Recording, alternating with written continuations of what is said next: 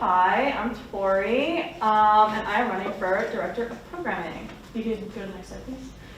I am a freshman. I don't have that much experience with much on campus, but that's okay. I am a nutrition and dietetics major today. And some fun facts about me are that I'm a huge gym rat. The gym has my heart. My favorite TV show is Law and Order, of course. And my strengths, according to the Clifton strength thingy that I got an email about at the beginning of the year, are achiever, learner, restorative, input, and strategic. Whatever that means. And then another fun fact about me is that I'm a second-degree black belt in Taekwondo. That took 6 years to get. And in those 6 years, I learned a lot about myself and my abilities, and it showed me a lot about, it really shaped who I am. If you could go to the next slide, please. So outside of school, I have been a martial arts instructor, as some others have also been. But in this position for 5-6 years, it was a really long time. It taught me a lot about working with other people, specifically the importance of having patience with those around you, even if you might disagree. It's important to keep a level head and be very understanding and patient. Now, it's also taught me a lot about teamwork and working with those around you. Not just those under you, but those next to you, those above you, everywhere. Teamwork is really important. And then it's also taught me that your attitude is everything. The way you approach a problem is the way it's going to resolve. So if you go into something, if you start facing a challenge with a negative mindset, it's not going to resolve well. But if you go into a challenge thinking, okay, we'll work hard, we'll get through this, you'll be successful. And then the last thing it's taught me is that self-control is really important. Knowing what to say, when to say it, keeping yourself restrained is really important.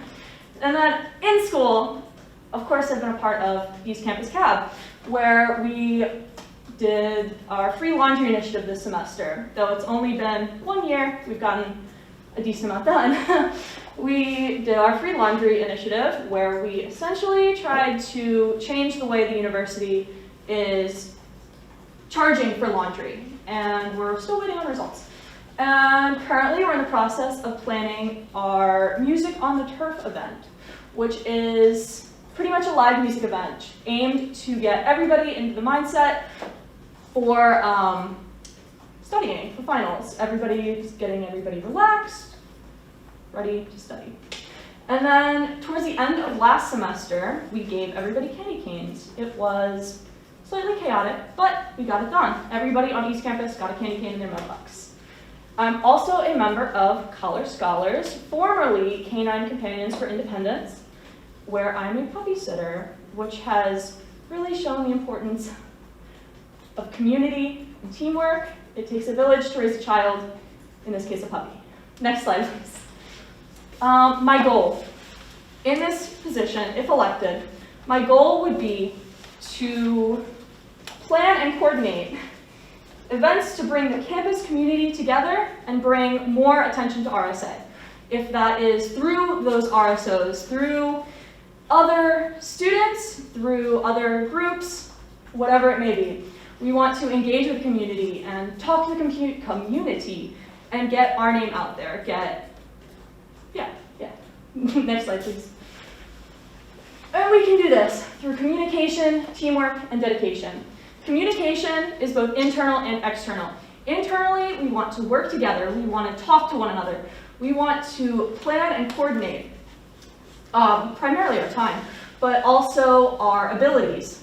And then externally, we want to be able to communicate effectively with residents and other people living on campus. That's really important, especially to be able to fulfill the advocacy position. And then teamwork. It's the whole idea that working together makes everything better. 2 heads is better than 1. More ideas is better. And then teamwork makes the dream work. Working together, same idea. Working together makes everything run smoothly. And then the idea of dedication. The idea that we are bound to face challenges and obstacles, but if we stay focused and if we work together, we can overcome those obstacles. Next slide, please. Thank you. I yield my time. Awesome. So Q&A, we'll start with the first hand raise. Rockton? So on your slide, wait, are we allowed to like ask for specific slide? I think it was like the slide before. Yeah, so when you say external communication and communicate with residents and programs, do you have any, if you are elected as the director of programming, do you have any specific ideas of your own or ways that you would help like GA members in RSA, like how you help foster program ideas for them, or how you may give them inspiration, or you provide some of your own ideas? Like, Sure. Personally, I see this being done through these programming events, sorry. So we want to host events. That is the goal of this position, of course.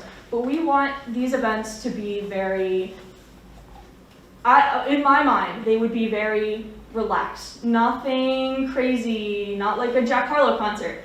They'd be more laid back, kind of like Roxana's bingo night was last semester. It would be very community oriented, somewhere where it's okay to talk to another person.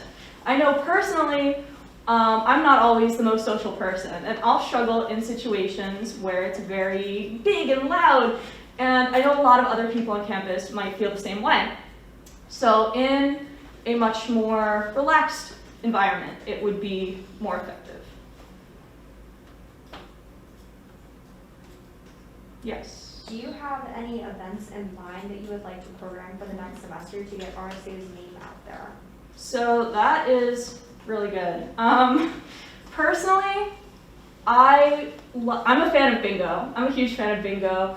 I'm a huge, like, game night kind of things, where we can have prizes and we can have fun and everybody can relax. That's just kind of where I see it going. Nothing big and crazy. Of course, there's a Palooza, but nothing insane. How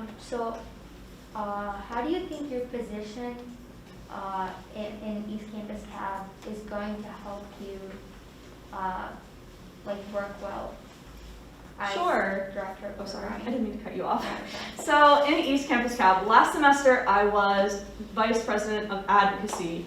And that's where I really started to understand the importance of talking to those in the community. And then this semester, I switched positions to vice president of marketing and communications. And I feel like this is a perfect combination where I'm really able to talk to people. And specifically, I feel like it would be really important to get to speak to others in the community and get our name out there by social media, marketing, posting online. I think that's what you're asking? Okay. Oh, TJ, I'm sorry. I guess my one question would just be, when it comes to if you're planning events and programs, would your focus be on a more reoccurring similar program, so that way it's a bit more of a community building program throughout the semester or year or your lifetime? Right, so that's a really good point. I didn't see anything, personally I don't see something as reoccurring. I see it as one event and then another event, but the idea of a reoccurring event, once a month or something along those lines, could be much more effective for building that community relation that I'm talking about. How many events are you looking into planning per semester? I would like to plan as many as possible, given time restraints. We're all busy, I'm busy, we all have lives. It's not reasonable to plan an event for every week, but it would be nice, so something along the lines of as many as possible. But if you had to say a number, let's say one big event, two small events, that kind of thing. Right. What are you looking towards? Not set in stone, just what's your idea right now? So in my mind, it would probably be, there would definitely be at least one per semester. So maybe 2 per semester, so 4 per year. Yes. A large part of planning an event is also budgeting and things like that. Right. I don't know your past experience with budgeting, but how do you feel about like budgeting on your own and meeting with the director of finance and doing all that type of side of things? Right, so budgeting is something that we've really thought about this semester on our East Campus Cab while we're talking about our music in the turf thing. So budgeting is, I would not have any issue being told you need to spend less money, find a way to make this work. I would communicate, obviously, with Vice President of Finance and just try to work out what we can spend, how much we can spend, and how we can make the event most effective. Can I do like point of information? Is that like a thing right now? I just have a question.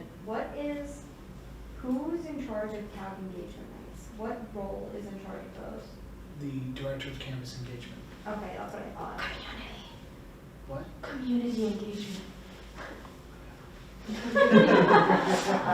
Griffin is in control of that. I should have just said Griffin. Yeah.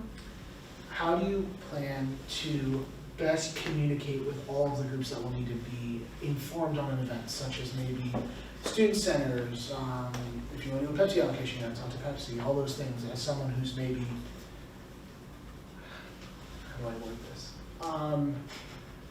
As someone who is not totally comfortable talking to a lot of people. Right, so in this position, I'd have to step out of my comfort zone.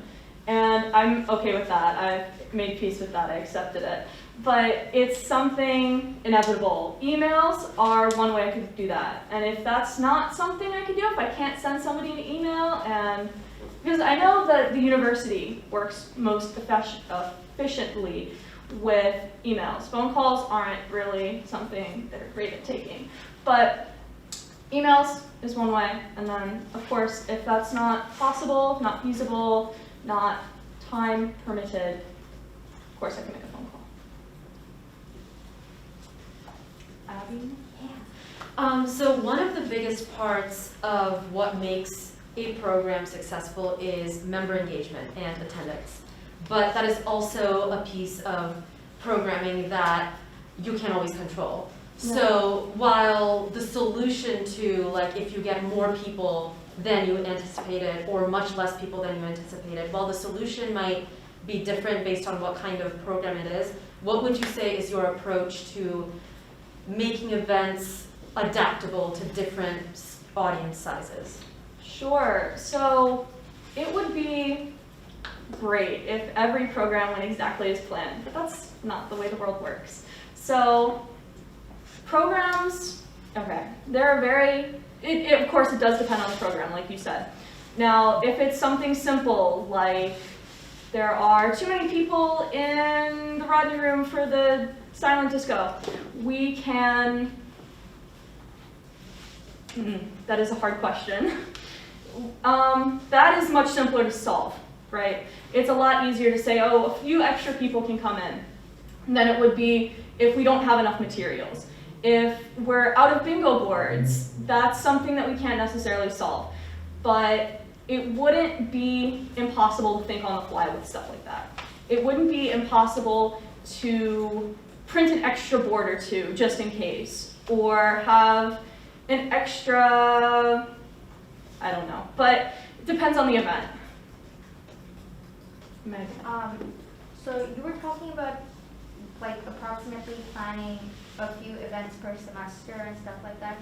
How do you think you're gonna organize when the events fall? Because like let's say you're planning an event in the middle of the semester, that's probably when you're gonna get like a good reach, but it's probably the time when like people are having midterms or like stuff like that. So how do you think you're gonna time these events? Right, so that is something that we struggled with this semester. It's something that, at this point, I'd say I have experience with. We've had to rearrange dates, rearrange times, because of outside events. So it's something that, if it's possible, we can just kind of tweak it a little bit. Because of course, there are exams throughout semesters. School is everybody's priority here. And if it's something that 3/4 of campus isn't going to be able to attend, then it's worth changing. But if it's something that like one class has an issue with, then dates are a little more set in stone. It's not as necessary to change. Just following up with that question, I'm sorry, but we've hit the 10-minute mark, so I want a motion to extend by 5 minutes. Extend by 5 minutes. Can I get a second? Second. okay, thanks. So I was gonna talk about how, like at the start of the semester, a lot of people are not like they're not like loaded with academic work. At that point, how do you think you can have a better reach when programming an event? Right, so at the beginning of the semester, I know what you're talking about, like how everybody's like, oh, it's syllabus week, we can just go party. Yeah, that kind of idea. Planning stuff at the beginning of the semester is not something that's always feasible, especially in the fall semester. Everybody's still very summer on the brain. You have to transition back. So in those situations, I would plan later. I'd push dates, I'd make them a little different.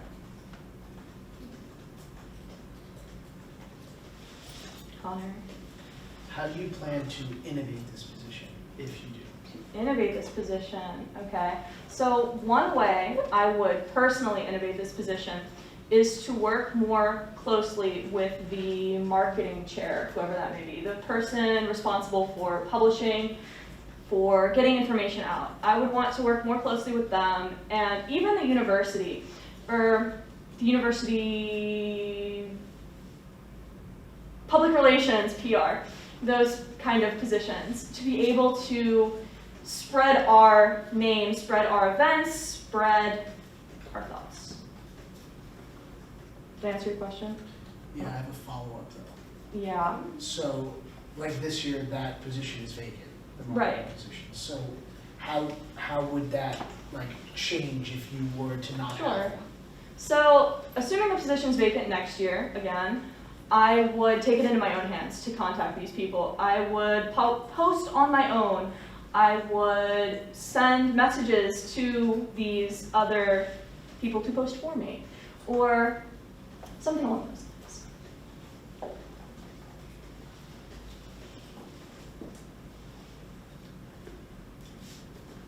I move to end Q&A. Can I get a second? I'll second. Leslie?